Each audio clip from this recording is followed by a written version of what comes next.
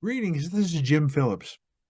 Every Memorial Day, we have the opportunity to reflect on the service of men and women who have worn the uniform. In this case, men and women who served and died in battle. But there are those who served and were injured greatly, but never died in battle, but could have. In this case, I want to talk about a Private John S Kountz. Private Kountz is an interesting story, and he's located at the Calvary Cemetery in Lot 11. You'll see it in the map next to me. But with Private Kountz, what occurred was almost somewhat miraculously, and it shows the gift of friendship. Private Kountz was born in 1845 in Maumee, Ohio. He later on enlisted in the Army, but he was still quite young.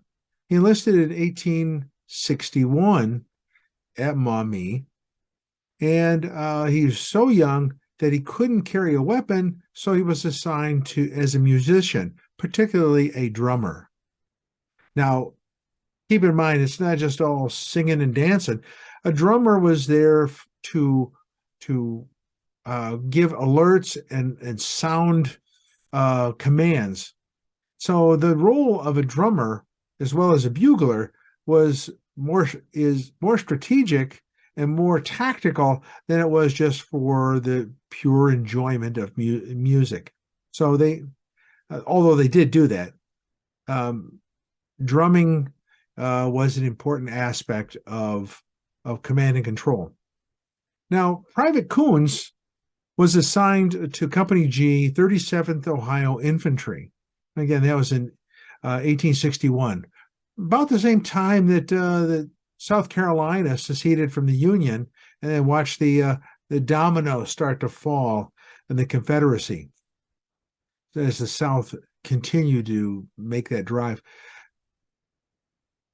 While Private Kountz joined and went to basic training in his initial training, he also met a gentleman whose name was William Schmidt. Now, you'll hear the name William Schmidt a little bit later, but he was a friend and comrade of Private Kountz. Now, again, keep in mind, he was still, really young. Kountz was probably 15, when he went in. So they go through a number of battles and they travel around the country. And finally, to get to the point of November 25th, 1863. November 25th, 1863 is the Battle of Missionary Ridge. Missionary Ridge is just outside of Chattanooga. The North had General Grant, who was in command, and the South had General Bragg in command. And now it's a big decision. So if you're going to do a Google search, look up, the Missionary Ridge.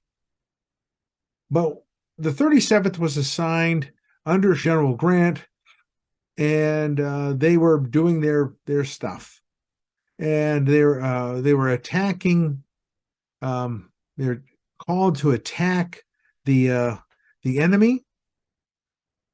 So what's interesting about this is that when they were called to attack 37th Infantry, the musicians were told to go to the rear. Hey, you guys got to get out of here. This is not your fight. Well, what happened was John S. Kountz said, forget that. Tossed aside his drum, grabbed a gun, and moved forward. Now, the story is not clear about how, what he did, how he took care of it, but he took a gun and took the fight to the enemy. Regrettably, John Kountz was injured, severely injured, with a number of musket shots and grape canister shots that eventually took his leg.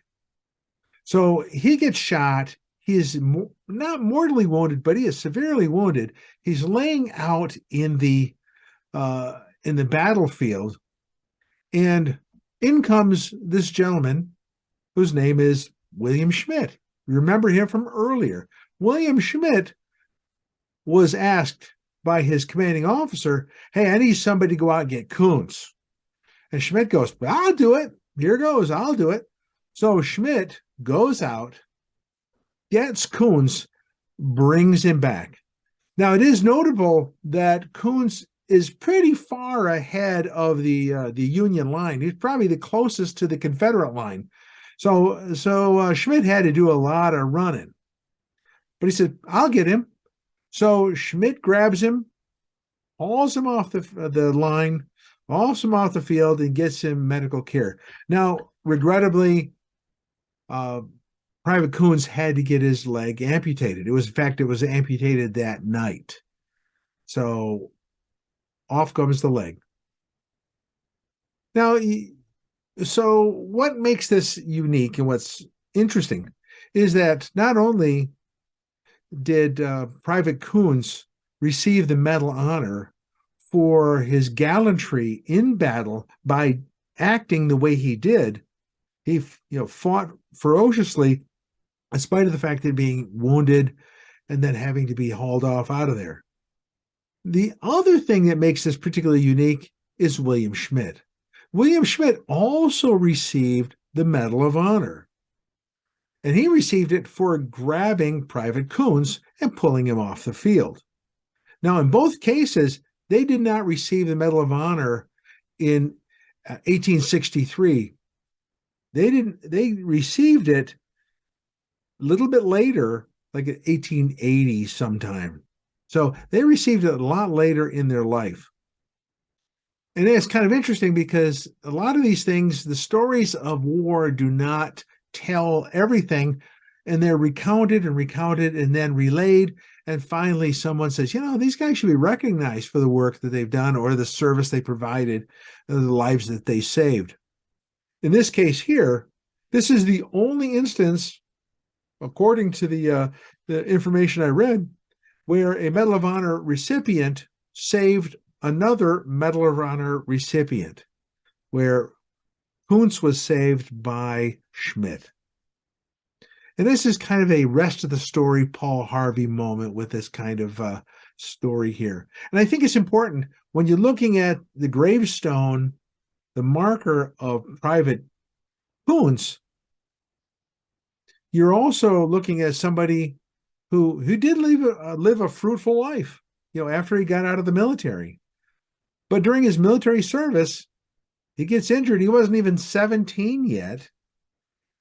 Gets injured, receives a Medal of Honor for his gallantry, and he still lives on till, remember, born in 1845, died in 1909. So 1909, he had a pretty long life. And I think that's important for us to remember that these guys are young men who did it. William Schmidt, he was also in his early 20s. So when you look at this stuff, you kind of embrace that these guys are young men doing a hard work and making a difference. And in the end, much like what Schmidt did for Kountz, you do it for a friend. You do it for a colleague or a comrade. He didn't do it because of the good of the Army. He did it because that guy was his friend. That's how soldiers take care of soldiers. When you speak of battle buddy, that's it. I hope that's giving you some insight as to what Private Kountz, John S. Kountz, when you visit his grave over at the Calvary Cemetery, stop by, say hello, and look at where, when you reflect on what he did, also give a nod to William Schmidt. Well, William Schmidt is not buried at Calvary Cemetery. He's buried in Duluth, Minnesota. Recognize someone else also made that possible. I think that's good. With that being said, this is Jim Phillips. Thank you for this Veterans Moment. Remember them all.